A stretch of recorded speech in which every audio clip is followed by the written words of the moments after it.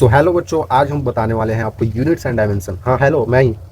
तो मैं आपको आज बताने वाला हूँ यूनिट्स एंड डायमेंशन। धीरे धीरे करते करते हम लोग क्लास 10 से क्लास 11th में आ गए। ठीक है, आपने एग्ज़ाम दिया होगा, आपका एग्ज़ाम हो सकता है अच्छा नहीं गया हो और अच्छा भी गया हो। बच्चों, अच्छा जाती है, बहुत लोगों का अच्छा जाती है, लेकिन अगर अच्छा नहीं गया हो कोई उससे दिक्कत नहीं है। आप क्लास 11th में आ गए, आप ध्यान से इधर भी देख सकते हैं। कोई ऐसा ज़रूरी नहीं है कि एग्ज़ाम अच्छा नहीं हुआ तो अब हम फिर से क्लास 10th का एग्ज़ाम दें, ऐसा कोई ज़रूरी नहीं होता है। ठीक है, तो मैं जैसे जैसे आपको चीज़ें बता रहा हूँ बच्चों, मैं ऐसे फिजिक्स से बता पाऊँगा, तो फिजिक्स में आपको कोई दिक्कत नहीं होने वाला है। तो क्लास 10th को आप अब भूल जाइए। ठीक है, क्लास 10 जैसा भी गया अच्छा गया। अब हमें क्लास 11th पे फोकस करना है। क्लास 10th में आपका जैसा भी ग्रेड आया हो, फर्स्ट आए, सेकेंड आए, थर्ड आए, पास हो गए तो ठीक बात है। तो आगे अब देखेंगे क्लास 11th में हम लोग यूनिट्स एंड डायमेंशन, जो कि पहला चैप्टर होने वाला है। और मैं बता दूं आपको कि क्लास 10th में तो हम लोग जो पढ़ते थे कि साइंस होता था। साइंस में 3 सब्जेक्ट होते थे और होते थे फिजिक्स, केमिस्ट्री और उसमें बायोलॉजी। तो उसमें तीनों साइंस में आ जाता था। बट यहाँ पे क्या होता है, अगर आप क्लास 11th में आ गए तो फिजिक्स अलग हो जाता है, केमिस्ट्री अलग हो जाता है, मैथ्स अलग हो जाता है, बायोलॉजी अलग हो जाता है। ये सारे सब्जेक्ट्स अलग हो जाते हैं और ये अलग अलग सब्जेक्ट होते हैं। ठीक है बच्चों, तो काफ़ी बड़ा चीज़ हो जाता है, बट कोई बात नहीं, सभी चीज़ों को समझा जा सकता है। मैं आपको जैसे बता रहा हूँ आप समझ सकते हैं, कोई दिक्कत नहीं होने वाला है। आसानी से आप देखिएगा तो सारा चीज़ आपको समझ में आएगा। कोई भी दिक्कत हो आप कमेंट में हमें बता सकते हैं। ठीक है, तो चलिए बताता हूँ आपको क्या चीज़ें होती है यूनिट्स एंड डायमेंशन, जो कि पहला चैप्टर है क्लास 11th का। अगर आपने एनसीईआरटी बुक नहीं लिया है तो एनसीईआरटी एटलीस्ट ले लीजिए आप लोग, है ना। एनसीईआरटी बुक आपको पढ़नी चाहिए। ठीक है, उसी से एग्जाम में आते हैं। क्लास 11th का ऐसा तो एग्जाम नहीं होता है, बट क्लास 11th को पढ़ने के लिए एनसीईआरटी होना जरूरी है।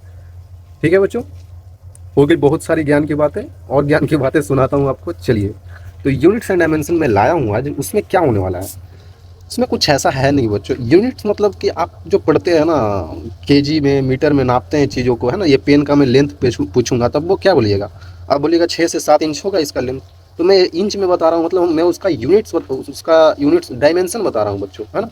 यूनिट्स और डायमेंशन बता रहा हूँ। यूनिट्स का मतलब हो गया कि कोई चीज़ अगर 5 मीटर का है तो ये मीटर जो है ना बच्चों, ये यूनिट बता रहा है इसका। ठीक है, यूनिट बता रहा है। ओके, और डायमेंशन का मतलब होता है बच्चों कि किसी भी, ये तो अभी आपको मैं आगे समझाने वाला था, लेकिन चलिए थोड़ी सी जानकारी दे देता हूँ कि अगर कोई चीज़ हो ना, ड्राइव्ड यूनिट होते हैं, उसको रिप्रेजेंट करने के लिए फंडामेंटल यूनिट्स का सहारा लेते हैं, उसको डायमेंशन बोलते हैं। ठीक है, बेसिकली इसमें मास का टर्म आता है, लेंथ का आता है, टाइम का आता है ना। मास मतलब ये केजी में हो जाएगा, ये लेंथ हो जाएगा मीटर में, है ना बच्चों। ऐसा करके कुछ चीज़ आते हैं, आगे बहुत क्लियर होने वाला है, यहाँ पे कुछ टेंशन नहीं लेना है। ठीक है, आगे सब कुछ क्लियर होने वाला है बच्चों। ये तो बस आपको बेसिक से ऐसे ही मैंने आपको जानकारी दे दी। ठीक है, यूनिट्स और डायमेंशन के लिए। ठीक है बच्चों, मैंने कुछ चीज़ लाया था यहाँ पे, जैसे कि एसआई यूनिट एक चीज़ होती है। एसआई यूनिट आपने अगर कभी पढ़ा हो, एसआई यूनिट, तो उसमें मास होता है सेकेंड, एम्पियर में जो करंट को मेजर करते हैं, ये हो जाता है केल्विन टेम्परेचर के लिए, मोल होता है किसी सब्सटेंस के लिए, कैंडल हो जाता है इंटेंसिटी के लिए, और केजी हो जाता है मास के लिए। ये सब चीज़ें आप समझ रहे होंगे, अगर नहीं समझ रहे हैं तो मैं बताने वाला हूँ बच्चों, कोई दिक्कत नहीं है। ठीक है, ये मास जो होता है ये केजी में मेजर करते हैं ना बच्चों, ये केजी में मेजर करते हैं।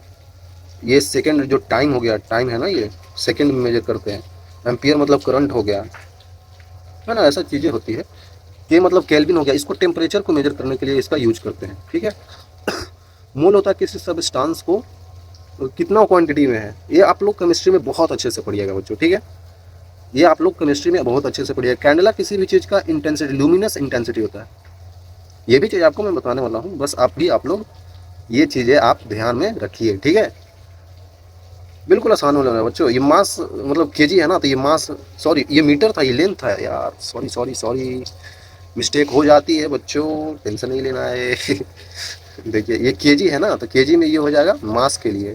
ठीक है, और ये है मतलब ये मीटर लेंथ के लिए बच्चों, है ना, हो जाती है, मैंने ध्यान नहीं दिया था। ओके, आई थिंक आपको क्लियर होगा बच्चों, ये सब चीज़ें आई थिंक आपको क्लियर होगा। तो ये सब एसआई यूनिट में आते हैं। एसआई यूनिट का मतलब एक स्टैंडर्ड यूनिट होता है बच्चों, जो सारी दुनिया में सेम ही चलता है। अगर आप इंडिया में हैं तो मास जो होता है उसको हम लोग केजी में मेजर करते हैं। ठीक है, जो मास होता है उसको हम केजी में मेजर करते हैं। तो आप मास को कहीं भी जाइएगा तो ये चीज़ बदलेगा नहीं, भले हम केजी को किसी जगह पाउंड में बोलते हैं, लेकिन मास एक फंडामेंटल क्वांटिटी है।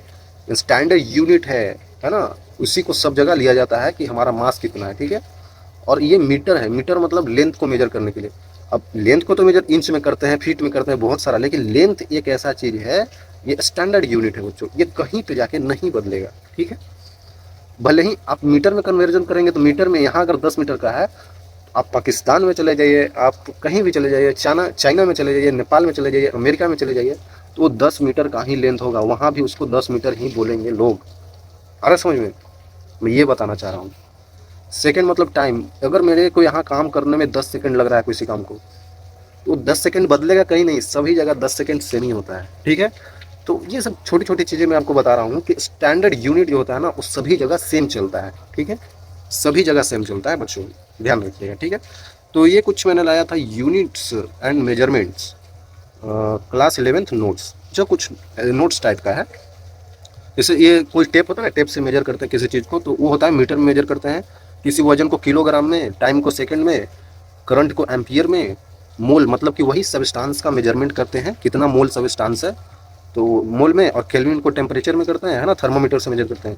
और कैंडेला होता है ल्यूमिनस इंटेंसिटी का मेजरमेंट, ठीक है बच्चे। कहीं पर दिक्कत हो तो आप कमेंट करिए, मैं आपका देखूंगा कमेंट, ठीक है।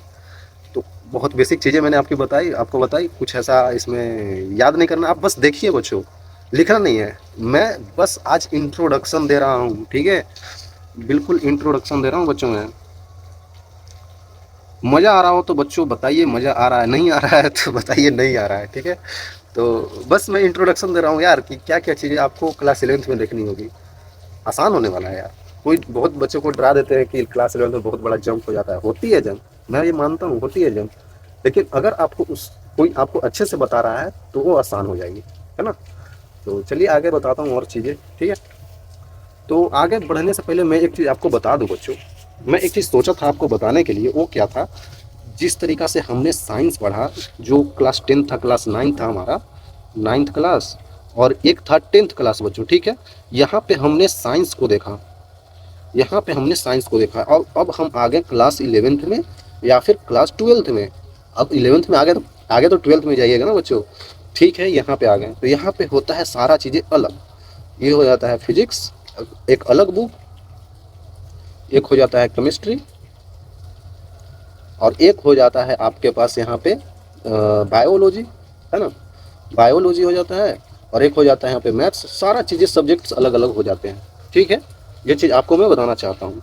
तो साइंस में था कि क्या था, साइंस में ही एक ही मोटा बुक था, उसमें था फिजिक्स था, ऐसे लिख देता हूँ, और केमिस्ट्री था, और इसी में बायो था, है ना, बायोलॉजी था, ऐसा होता था बच्चों।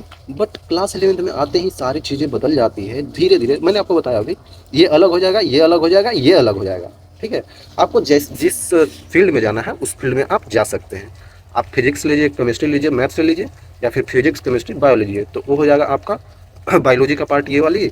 और अगर आप बायोलॉजी को हटा देते हैं तो ये आपको हो जाएगा साइंस का पार्ट, है ना। साइंस लिए हैं, बोल ना, साइंस लिए हैं, बायो लिए हैं, आर्ट्स लिए हैं, कॉमर्स लिए हैं, किसी भी फील्ड में जाइए कोई दिक्कत नहीं है, जिस फील्ड में जा रहे हैं उसमें ध्यान से देखिए चीज़ों को, ठीक है।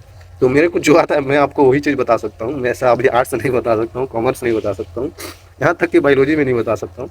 तो मेरे को यही चीज़ आती है ठीक है, मेरे को ये आती है, तो मैं आपको इसमें बहुत सारी चीज़ें बता सकता हूँ, ठीक है बच्चों। इसमें मैं आपको बहुत सारी चीज़ें बता सकता हूँ, ठीक है।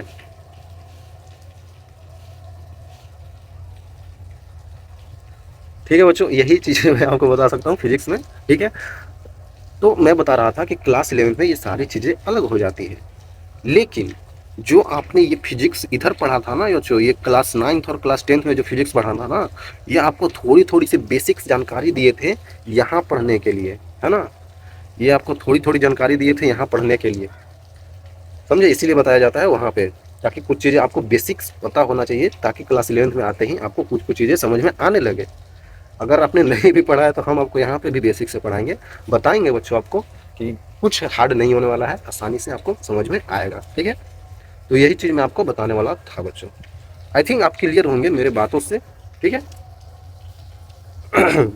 सारा चीज़ें बच्चों जो होता है ना, सारा चीज़ें बच्चों होता है वो साइंस का ही खेला होता है।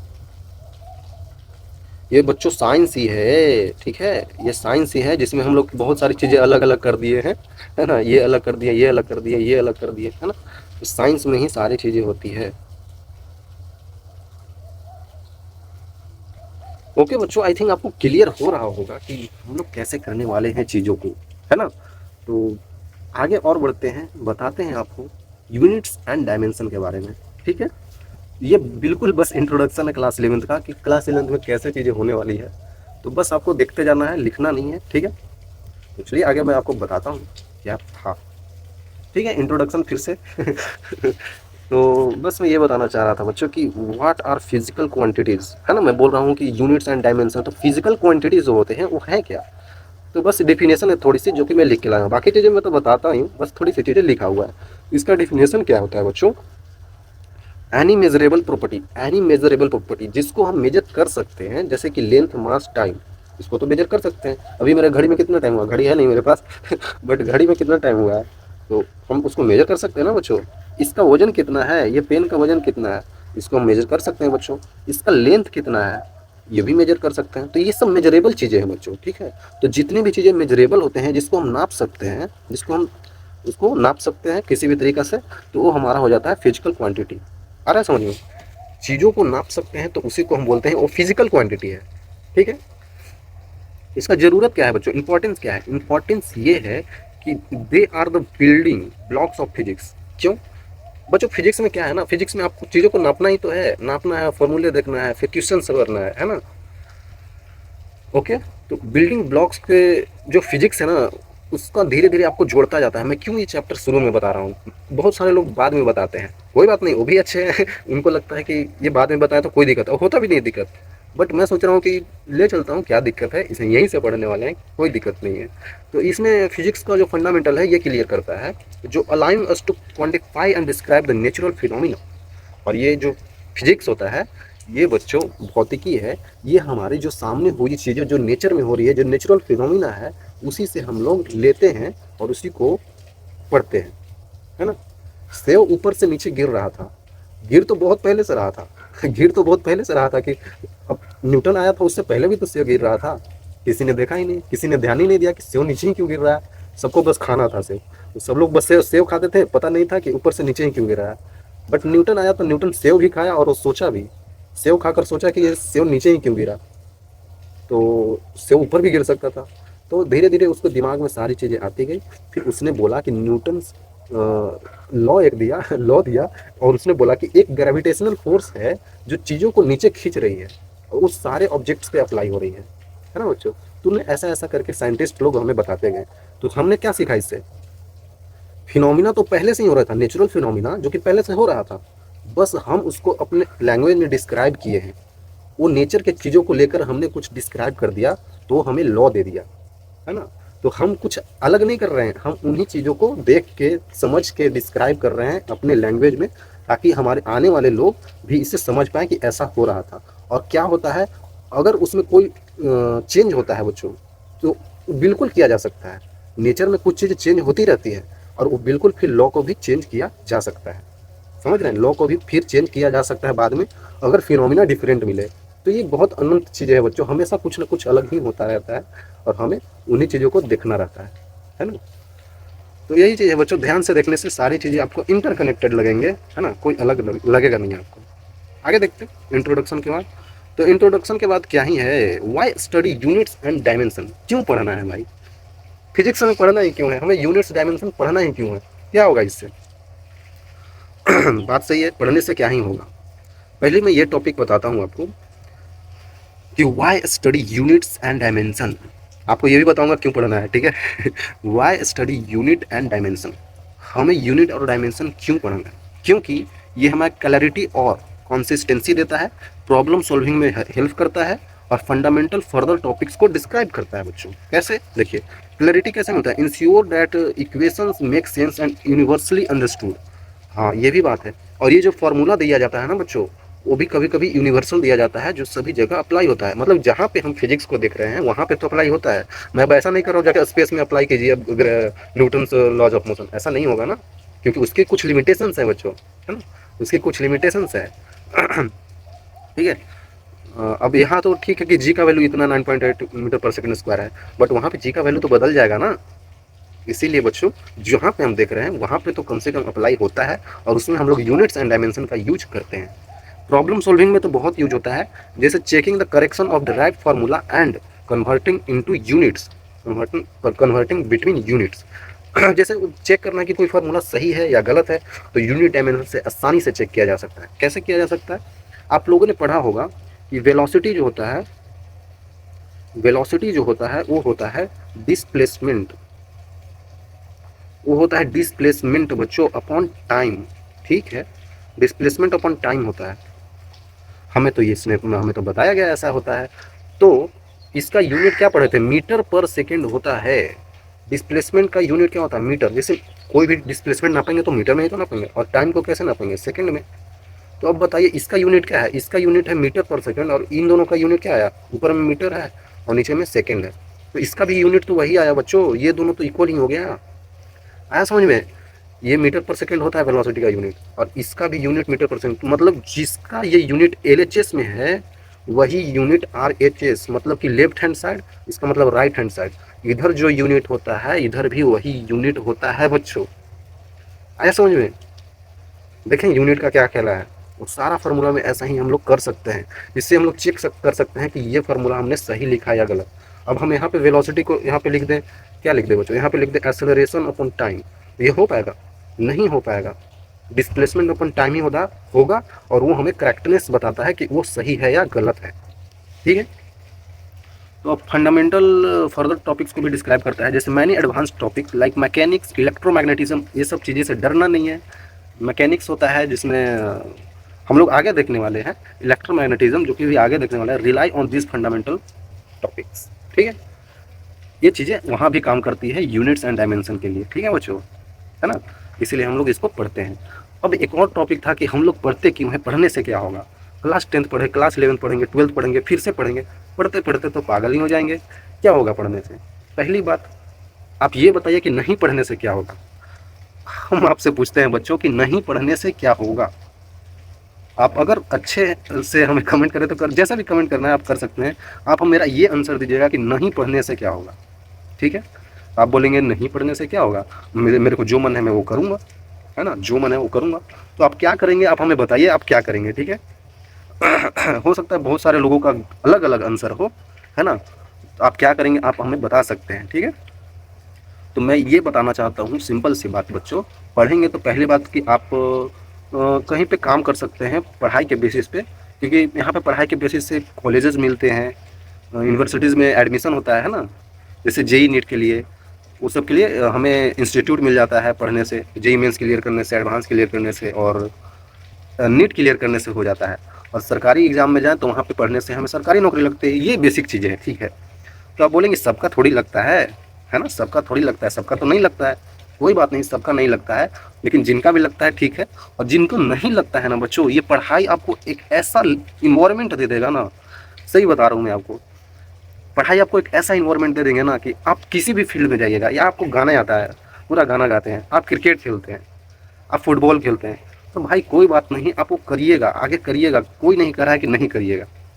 लेकिन आप पढ़ते जाइएगा ना, तो ये पढ़ाई एक बस आपको याद करने का चीज़ें नहीं बताता है, ये आपको ये बता रहा है ना कि इस तरीक़ा से अगर आप मेहनत करें तो सक्सेस होंगे, है ना? जैसे मैं जैसे चलता हूँ वैसे करेंगे तो आप सक्सेस मिलेगा आपको बच्चों।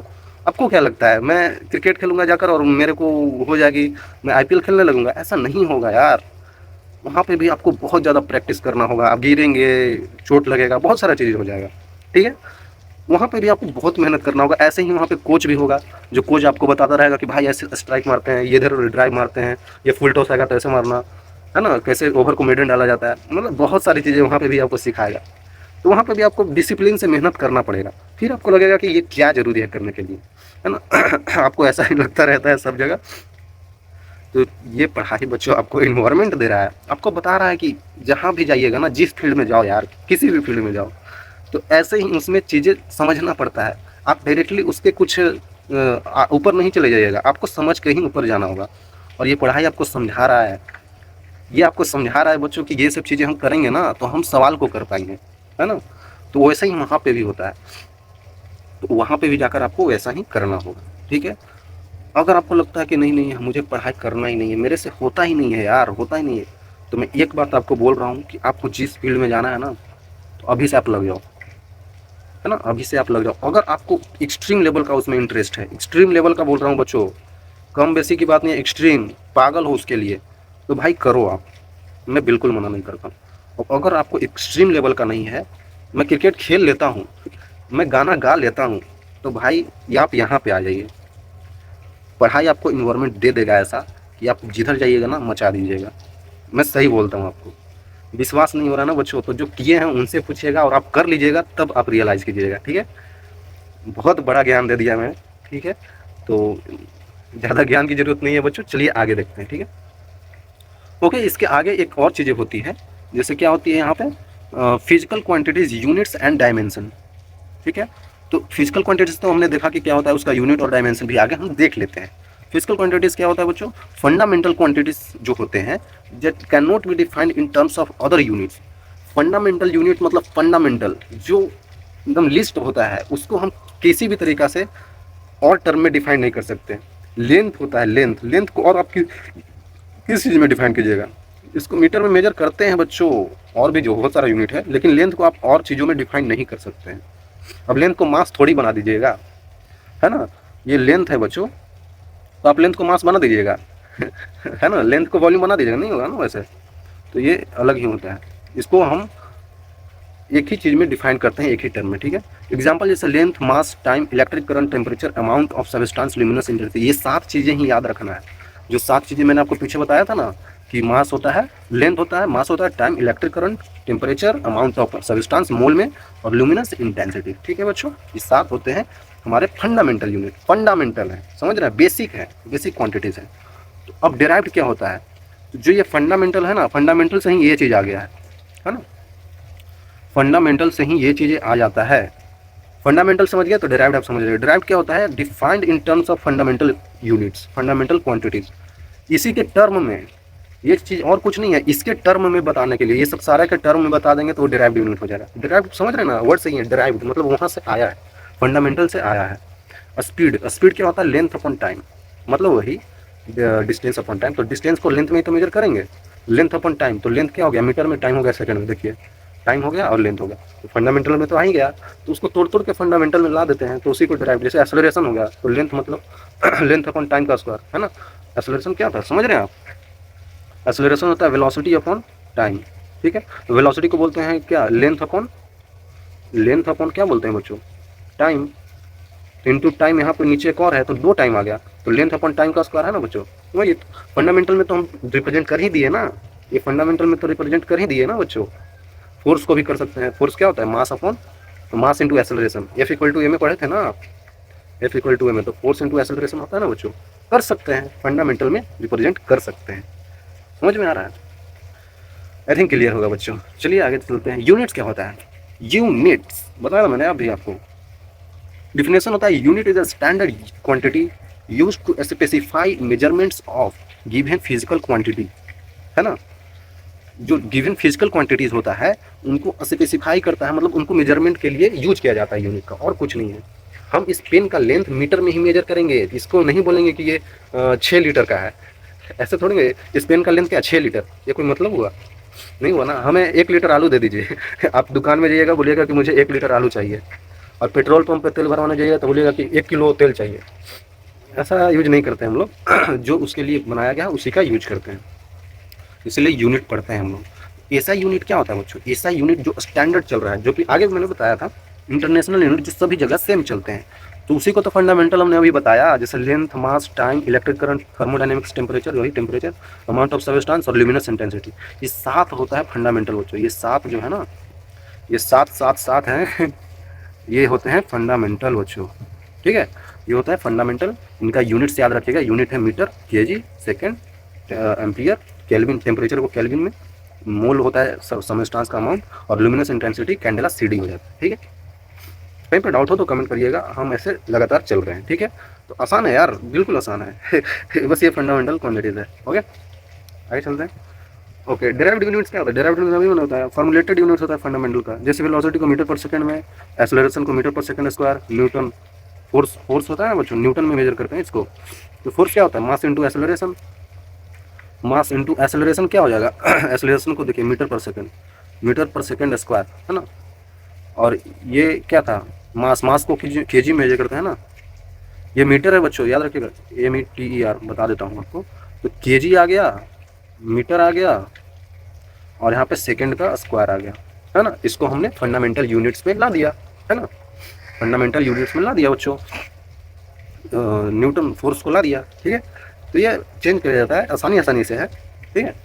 अगर आपको मैं एक एग्जांपल दूं, आप करके लाइएगा। जो मोमेंटम होता है P=mv, इसको बच्चों मुझे बताइए कमेंट करके, इसको कमेंट करके बताइए कि इसका फंडामेंटल यूनिट्स में कैसे लिखेंगे, है ना। फंडामेंटल यूनिट क्या होगा,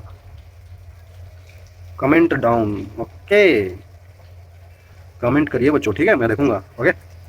चलिए आगे चलते हैं। तो डायमेंशन क्या होता है बच्चों, जैसे यूनिट्स के बाद डायमेंशन आता है, तो डायमेंशन क्या होता है, मैंने बताया पीछे आपको कि dimension represent the nature of physical quantity, indicate how it relates with fundamental quantities.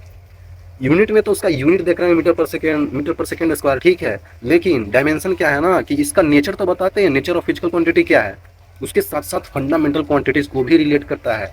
कैसे, अभी बताता हूँ, ये तो डिफिनेशन नहीं समझ में आएगा। नोटेशन क्या होता है, जैसे मास को हम लोग एम ऐसे करते हैं, देखिए याद रखिएगा, मास के लिए ऐसा यूज करते हैं, ऐसा करके, लेंथ के लिए ऐसा यूज करते हैं, पहले यह बीच में लिखते हैं, टाइम के लिए ऐसा यूज करते हैं, करंट के लिए आई ऐसा यूज करते हैं, आई, ठीक है, और मोल रहेगा, मोल के लिए ऐसा यूज करेंगे, ठीक है। बता देता हूँ, मतलब है ना, amount of substance, amount of substance, amount of substance होगा तो उसको तो मोल में, अभी मैंने बताया मोल में, तो इसको कैसे ऐसा रिप्रेजेंट करेंगे, ऐसा करेंगे, मोल ऐसे लिख देंगे और ऐसे ब्रैकेट दे देंगे, इसी को डायमेंशन बोलिया जाता है, ठीक है ना। जो कैंडला CD था, लुमिनस इंटेंसिटी, उसको भी ऐसे ही करके लिख सकते हैं, है ना। जो टेम्परेचर था बच्चों, ये टेम्परेचर था ना, तो टेम्परेचर को केल्विन में मेजर करते हैं, केल्विन याद रखिएगा, केल्विन को के ऐसे लिखते हैं और ऐसे करके बॉक्स बना देते हैं। तो ये हमारा मेजरमेंट हो गया, क्या हो गया, डायमेंशन हो गया टेम्परेचर का डायमेंशन हो गया बच्चों, क्या हो गया बच्चों, ये डायमेंशन, ठीक है, ये डायमेंशन हो गया, बिल्कुल बेसिक है, इसको लिख सकते हैं तो लिख लीजिएगा, लेकिन देखिए आप, है ना।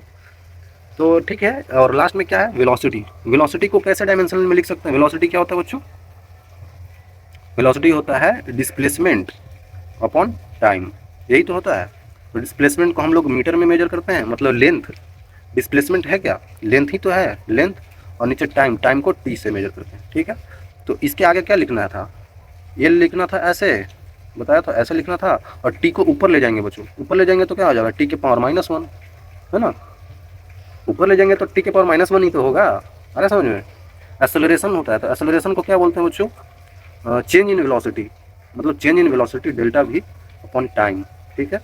तो चेंज इन वेलोसिटी क्या होता है, वेलोसिटी क्या होता है बच्चों, वेलोसिटी क्या होता है, ये बताया ना अभी, distance upon displacement upon time into 1 upon time पहले से था, ठीक है, ये तो पहले से ही था। तो डिस्प्लेसमेंट को एस जो लिखा मैंने, डिस्प्लेसमेंट लिखा, उसको तो लेंथ में मेजर करते हैं, है ना, लेंथ में मेजर करते हैं, और टाइम का स्क्वायर, ठीक है बच्चों। तो ये ऐसे कर दिया, ठीक है, टी का स्क्वायर आ गया, तो ऊपर ले जाएंगे तो क्या हो जाएगा, एल ऐसे ही रहेगा, और टी का स्क्वायर नीचे है तो ऊपर जाएगा तो टी के पावर में माइनस आ जाएगा, समझ रहे हैं कैसे होता है। अगर यहाँ 2 है तो ऊपर जाएगा तो -2 हो जाएगा, मतलब टी के पावर -2। अगर यहाँ और कुछ है, मान लेते हैं एम है, एम के पावर 3 है, तो ऊपर जाएगा तो क्या हो जाएगा, एम के पावर -3 हो जाएगा बच्चों। बट्टा के ऊपर जाता है या बट्टा के नीचे आता है तो माइनस में ला देते हैं, जो भी है उसको अपोजिट साइन में ला देंगे। आई थिंक आपको क्लियर हुआ होगा। तो यहाँ पे टी को ऐसे लिख देंगे, तो ये हमारा हो जाएगा डायमेंशन। एक्सेलरेशन का डायमेंशन मेरा ये आ गया, ठीक है, वेलोसिटी का डायमेंशन मेरा ये आ गया। फोर्स का डायमेंशन क्या होगा, फोर्स क्या होता है बच्चों, वो होता है मास इंटू एक्सेलरेशन, ठीक है। तो मास को हम लोग केजी में मेजर करते हैं, मतलब कि मास को एम लिख सकते हैं, मास को एम लिख सकते हैं ना, और एक्सेलरेशन को क्या लिख सकते हैं, एक्सेलरेशन को, है ना, ये डेल्टा भी, डायरेक्टली ये भी लिख सकते हैं एक्सेलरेशन को, है ना, ये जो एक्सेलरेशन था इसको ये तो लिख ही सकते हैं, और डायरेक्टली यही तो आया मेरा, यही यहाँ पे लिख सकते हैं, ठीक है। बट चलिए आपको धीरे धीरे बताता हूँ, ये चीज़ लिख के डेल्टा V अपॉन टाइम, ठीक है। तो मास तो एम से बता दिया हमने, और डेल्टा V अपॉन टी क्या था, डिस्प्लेसमेंट अपॉन टाइम, एक और टाइम था पहले से, तो क्या हो जाएगा, एम का डायमेंशन मास का इंटू इसका हो जाएगा लेंथ का डायमेंशन, और ये टाइम टाइम का स्क्वायर हो जाएगा। तो ऊपर आ जाएगा एक लेंथ और नीचे आ जाएगा टाइम का स्क्वायर। आया समझ में? तो ओवरऑल फोर्स का डायमेंशन क्या आ जाएगा बच्चों, एम, और आ जाएगा एल, और नीचे जो t-2 t+2 था ऊपर जाएगा तो t-2 हो जाएगा, और ऐसे करके लिख देंगे। तो हमारा फोर्स का डायमेंशन क्या होता है, एम एल t-2। हमारा फोर्स का डायमेंशन क्या होता है बच्चों, एम एल t-2।